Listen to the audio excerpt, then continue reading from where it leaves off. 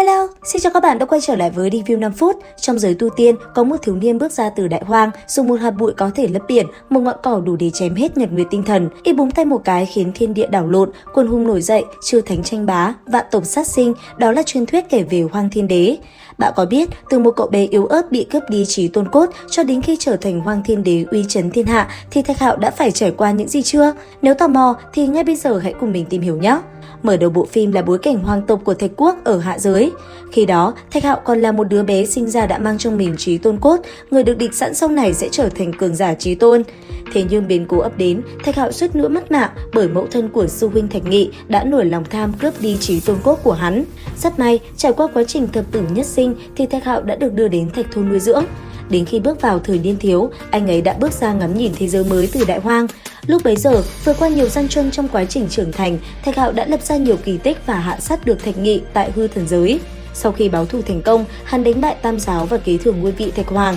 Thực lực lúc này đã có chút thành tựu, Thạch Hạo đi đến Bất Lão Sơn và đoàn tụ cùng gia đình của mình. Nhưng thời gian hạnh phúc không được bao lâu thì biến cố ập đến, đại hoang hỗn loạn, thất thần hạ giới. Tại cuộc chiến tranh lệch sức mạnh quá nhiều, Thạch Hạo đã rơi vào thế hạ phong. Biết mình không còn sống được bao lâu, Hoàng đế Thạch Quốc đã trao lại trí tôn cốt cho em trai mình là Tần Hạo và qua đời. Gần một năm sau sự kiện chấn động đại hoang ấy thì Thạch Hạo sống lại, anh ấy một lần nữa sắp xếp ổn thỏa mọi việc dưới hạ giới rồi phi thăng lên thượng giới.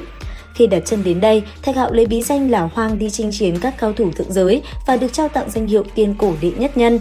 Một thời gian sau, Hoang gia nhập Thư viện Tiên Thiên và tham gia vào trận chiến bảo vệ đế quan. Với danh hiệu này, anh ấy không ngừng lập nên chiến tích và xóa bỏ được tội lỗi của Thạch tộc khi xưa. Sau khi trận chiến ở biên hoang kết thúc, Thạch Hạo trở về hạ giới thì phát hiện bản thân đã bị dính lời nguyền trích tiên. Một trận chiến nữa lại diễn ra. Trong quá trình ấy, Thạch Hạo gặp được chủ nhân của cấm khu, phá vỡ được lời nguyền ma quỷ trí tôn 500 năm để trở thành trí tôn. Sau đó, anh ấy cũng đồng thời sáng lập ra hệ thống tu luyện giả thiên rồi dẫn đầu hơn 800 cường giả quét sạch thượng giới và lập ra thiên đình. Thời gian trôi qua, khi tham gia tịnh hội ở tiên vực, do bộc lộ ra sức mạnh và năng lực nghịch thiên của mình, Thạch Hạo đã rơi vào tầm ngắm của các thế lực lớn.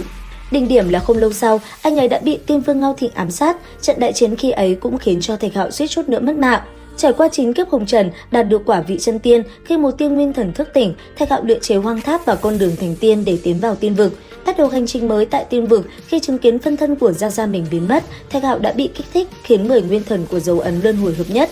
Từ đó chính thức tiến cấp thành tiên vương và khôi phục trí nhớ. Sau đó tiếp tục hành trình đi đến tiên vực trả thù Tiên Vương Ngao Thịnh. Cũng trong quá trình này, Thạch Hạo ngộ ra chân lý và quyết tâm trở thành đế thiên, mắc 10 vạn năm để dùng mọi cách đột phá cũng như thoát khỏi cửa tử không dưới 10 lần. Rốt cuộc, anh ấy cũng có thể đưa thân xác mình tu luyện đạo hạnh đến đỉnh cao, phá vỡ phương cảnh để thành đế.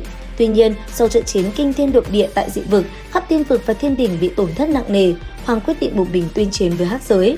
Thời gian sau, kẻ thù của hắn tìm đến, vì cứu Thạch Hạo mà Liễu Thần đã hy sinh, những người thân bên cạnh không còn ai khiến Hoang hoàn toàn suy sụp. Trong hoạn đục phúc, Hoang bị kích thích đột phá đến cảnh giới niết bàn và sinh ra tiên thai. Trải qua hàng trăm cuộc chiến lớn nhỏ nữa, Hoang chính thức bước vào tuyệt đỉnh, trở thành tiên đế vô địch. Khi bước vào cửu thiên, Hoàng đã cùng thi thể tiên đế quyết chiến một trận đỉnh phong, một kiếm chém ra, chặt đứt cửu phong cách biệt vạn cổ, trở thành truyền thuyết. Sau sự kiện chấn động ấy, Hoang Thiên Đế phong ấn tiên vực và những đại giới khác để cách biệt với cửu thiên, giúp chúng sinh thiên hạ có được cuộc sống đúng như tên gọi của bộ phim là một thế giới hoàn mỹ. Còn bản thân Thạch Hạo, anh ấy tiếp tục chấp nhận lời khiêu chiến của các cường giả trên cửu thiên, đó là những bản combat hết sức ác liệt. Trận chiến đó, Thạch Hạo đã viết nên truyền thuyết về Hoang Thiên Đế danh chấn thiên hạ ngàn đời vô song. Như vậy, trên đây là toàn bộ quá trình nhân sinh của Hoang Thiên Đế Thạch Hạo mà mình tổng hợp được. Các bạn có yêu thích nhân vật này không? Cùng comment ý kiến dưới phần bình luận nhé! Video đến đây là hết. Xin chào và hẹn gặp lại các bạn!